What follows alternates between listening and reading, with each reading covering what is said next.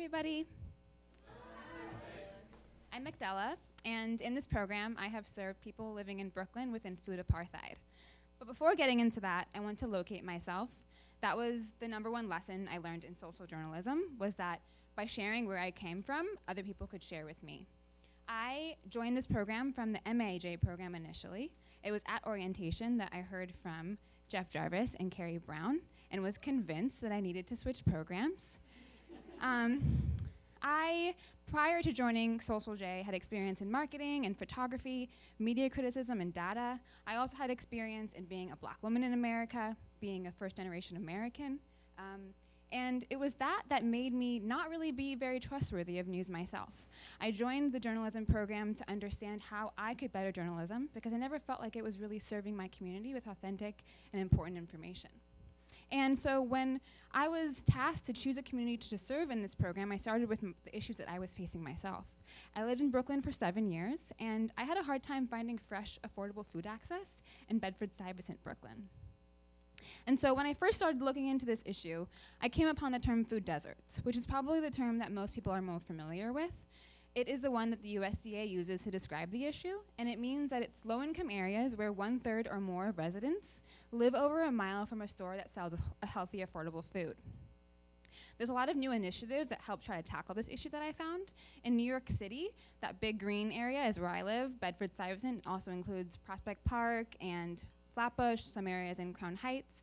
And this map shows the areas where New York City has incentivized grocery stores to open. So they give tax initiatives, tax cuts, grants, and loans to try to get stores to open there. But as I looked into this more, I spoke with people at the USDA.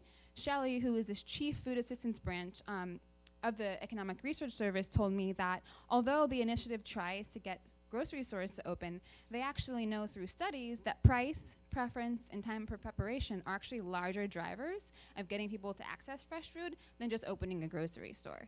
That shocked me, and it reminded me that I shouldn't be starting by talking to institutional experts, but rather I should start by talking to the impacted people. And so that's what I did, and that's how I learned about the term food apartheid. The community calls it this, and they say it's a system set up by a series of human choices that makes healthy food inaccessible to BIPOC communities. BIPOC communities are Black, Indigenous people of color. And this distinction was really important for them because a food desert connotes a natural phenomena, whereas food apartheid makes it very distinct and clear that it's a system that's set up by human choices. I dug into this more and tried to figure out where people were self-gathering online.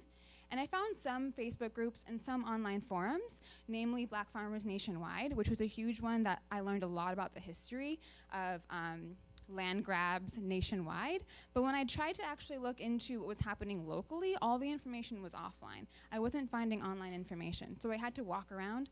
I went to community gardens. I looked up general meetings. I attended those meetings. And I really just listened at first. I didn't have a story in mind. I didn't have a project in mind. And I really felt that that worked to my advantage because people were more open to sharing with me, knowing that I didn't have an idea for a story that they were used to a journalist doing. And so by talking to these people, I found out that there was actually a lot of solutions to the problem. But a lot of those solutions weren't documented or weren't parsed out by area. So I found a lot of community gardens in Brooklyn, co-ops, CSAs, food pantries. There's also a lot of training programs that exist in these gardens, but none of them are documented. I don't even actually have a number of them, but I found many along the way. And it reminded me that while I look into issues as a social journalist, I also have to look into solutions and be sharing those with equal weight. It was from here that I kept digging in, and I always asked people, one, what journalists could do to better service them in their food access needs, and two, who else I should be talking to. And I continued to get a running list of people to talk to. I ended up talking to 125 people through interviews, events, and online social gathering. And I dwindled down the issue that I would be serving to being the lack of documentation or stories about these grassroots solutions. Specifically visual, because I found that there was a literacy divide, and offline, because a lot of these communities were not engaging with online media. So the first thing I did was have an event. I organized a workshop for impacted women of color. And I brought in an expert in food justice, and my role was just to facilitate the space and get the people in the room. And I learned a lot about the issues that these people were facing, but more so built trust in relationships and created a space where people felt safe to talk about their buying patterns, where they bought food, that didn't have any kind of shame involved. And it reminded me that journalism doesn't have to be a story. Journalism can be an event, and it worked in this way. The next thing I did was I created a website that could collect information from this growing community that I was meeting. They could come to this website, and I could crowdsource information about what I call guides, which are just basically local leaders who are sharing food access information within the community. And then they could also share solutions that were location-based within the community. So names of actual CSAs, where those CSAs actually are, fresh food stores, food pantries, workshops, ceremonies, etc. This growing list would then be added to the map at the bottom as I was continuing to gather information. The main component of gathering guides, though, was to be able to actually elevate their stories and put them up in the neighborhood in person, because as we heard, or as I heard, and I told you, this community wasn't engaging online. So they needed to have this information in person, and that was the way that they were going to get to the website. So I worked with the community to take portraits of specific leaders or guides and actually paste them to the walls of the community where they could see it as they passed by, learn from a story that this person had, and then go towards a website where they could enter more information or learn more information.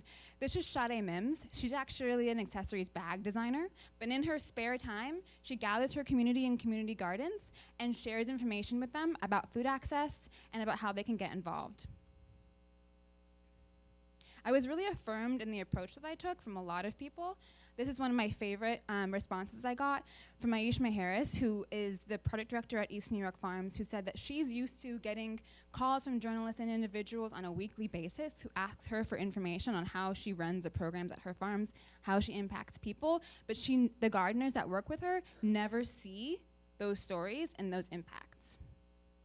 And it reminded me that as a social journalist, my North Star should always be impact related. The last final component of this project is a short documentary film that I've started filming. The reason for this is because me and the community found that there needed to be a narrative piece of this. There's a lot of history that's undocumented of people doing this work in the community that they felt would elevate their stories. And so we started filming this. I started finding archival footage of a lot of the work that was being done in Bed-Stuy in the 60s and the 70s. And we're continuing to film into next semester and having screenings in community gardens in the summer of 2020.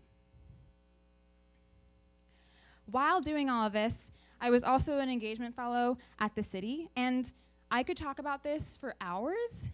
The main reason why I bring it up right now is because there was something really special about doing this simultaneous to the practicum project, because I learned in trying to engage people for open newsrooms as well as a practicum that getting offline and in person was the best thing to do, and also was the way that they shared information within the community themselves. So finally, this is a list that I've gone through a little bit through this presentation of what I've learned to bring and carry forth with me in a changing journalism environment. If any of you guys know of food access issues in Brooklyn or know of solutions, please go to the website and submit them. Thank you.